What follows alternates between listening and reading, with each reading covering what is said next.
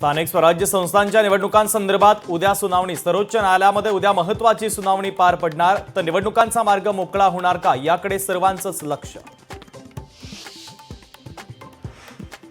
खासदार संजय राऊत 1 मार्चला राजापूरच्या दौऱ्यावर जाणार। ठाकरेंच्या शिवसेनेतील गळती, पक्षातील प्रमुख नेत्यांनी केलेलं पक्षांतर, या पार्श्वभूमीवर राऊतांचा महत्त्वाचा दौरा।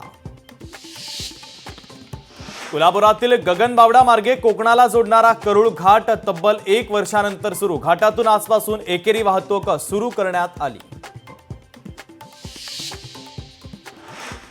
जळगावमध्ये कॉपीमुक्त अभियानाचा उडाला फज्जा। शिक्षकांकडूनच विद्यार्थ्यांना कॉपीसाठी मदत। शिक्षक कॉपीसाठी मदत करत असल्याचा व्हिडिओ व्हायरल। सातारा जिल्ह्यामध्ये वडेट्टीवारांच्या अपमानास्पद वक्तव्याचा निषेध। जिल्हाधिकारी कार्यालयाच्या समोर जोरदार घोषणाबाजी। आंदोलकांची पोस्टर आणि फलक घेत त्यांनी नोंदवला निषेध।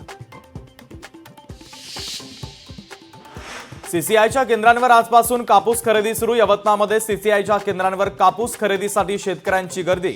11 फेब्रुवारीपासून बंद होती कापूस खरेदी। पुणे आणि छत्रपती संभाजीनगरमध्ये वडेट्टीवारांच्या विरोधात आंदोलन। नरेंद्र महाराज यांच्या भक्तांचं आंदोलन। नरेंद्र महाराजांबद्दल केलेल्या वादग्रस्त विधानाचे पडसाद।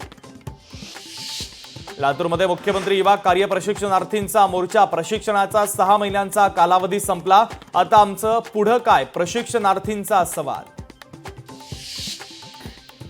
नाशिकमध्ये वडेट्टीवारांनी केलेल्या वक्तव्याचे पडसाद। अशोक स्तंभ ते जिल्हाधिकारी कार्यालयाच्या दरम्यान आंदोलन। नरेंद्र महाराज यांच्याबद्दल केलेल्या वादग्रस्त वक्तव्याचा निषेध। सोलापूरमध्ये शिवसेना ठाकरे पक्ष आक्रमक। कर्नाटकच्या एसटीवर जय महाराष्ट्र लिहिलं। सोलापुरातील 7 रस्ता परिसरामध्ये शिवसेना उद्धव बाळासाहेब ठाकरे पक्षाचं आंदोलन।